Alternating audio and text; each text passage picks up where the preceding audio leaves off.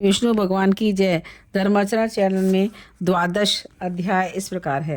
देवऋषि नारद जी ने भगवान नारायण से पूछा, हे प्रभु, जब भगवान शिव जी चले गए तब उस बाला ने क्या किया? श्री नारायण ने कहा, हे नारद, यही प्रश्न पांडुपुत्र युधिष्ठिर ने भगवान श्री कृष्ण से पूछा था। भगवान श्री कृष्ण ने युधिष्ठिर को उत्तर दिया था, वही मैं तुमसे कहता हूँ। श्री कृष्ण बोले, हे राजन, शिव जी के जाते ही उस बाला का तेज नष्ट हो गया। इससे वह बहुत डर गई थी और आंखों में से आंसू गिरने लगे थे। उस तपस्विनी बालिका के हृदय में अग्नि सी जलने लगी थी। अग्नि से जले पत्तों वाली बेल के समान झुलस गई थी। इस प्रकार कष्ट सहते सहते उसकी मृत्यु हो गई। सर्प जिस प्रकार बिल से निकलते चूहे को पकड़कर निकल जाता है, उसी प्रकार उस तपस्विनी बाला को बलवान काल ने अपने वश में कर लिया।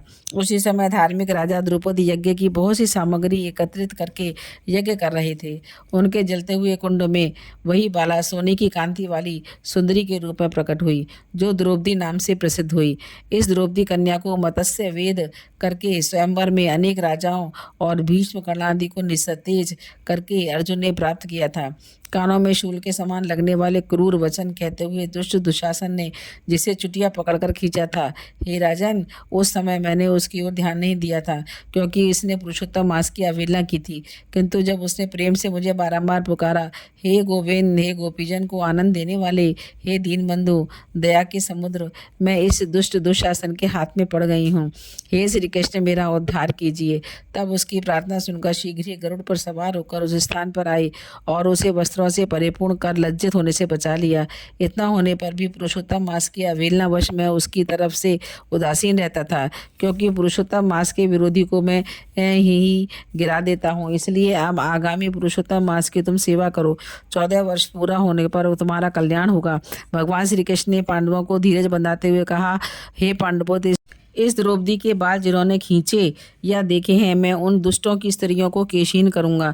तुम दुर्योधन आदि पापी राजाओं को यमपुर भेजकर शत्रुओं को दंड देकर स्वयं राजा होगे।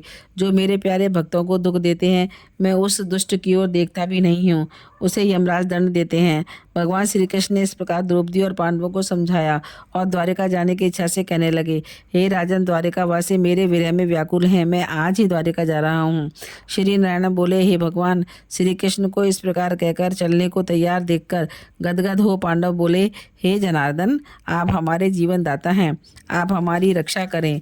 पांडुपुत्रों के सामने भगवान श्री कृष्ण प्रेम से भरे हुए धीरे धीरे चलकर रथ में बैठ गए और द्वारिका चले गए। श्री नारायण बोले, श्री कृष्ण के द्वारिका चले जाने पर राजा युधिष्ठिर तपस्या करते हुए तीर्थों में विचरने लगे। श्री भगवान के प्रिय पुरुषोत्तम मास में मन लगाकर भगवान श्री कृष्ण के वचनों को याद करके अपने भाइयों द्रौपदी में धर्मराज युधिष्ठिर ने कहा, पुरुषोत्तम की पूजा के बिना कैसा सुख प्राप्त हो सकता है?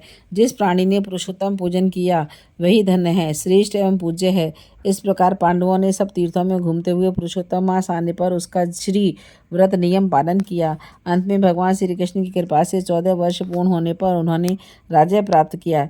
इससे पहले भी सूर्यवंशी राजा दृढ़ धनवा पुरुषोत्तम मास के व्रत के प्रभाव से बड़ी सुखी, समृद्धि, पुत्र पौत्र आदि का अपूर्व सुख तथा अनेक भोग भोग कर भगवान के लोक को प्राप्त हुए।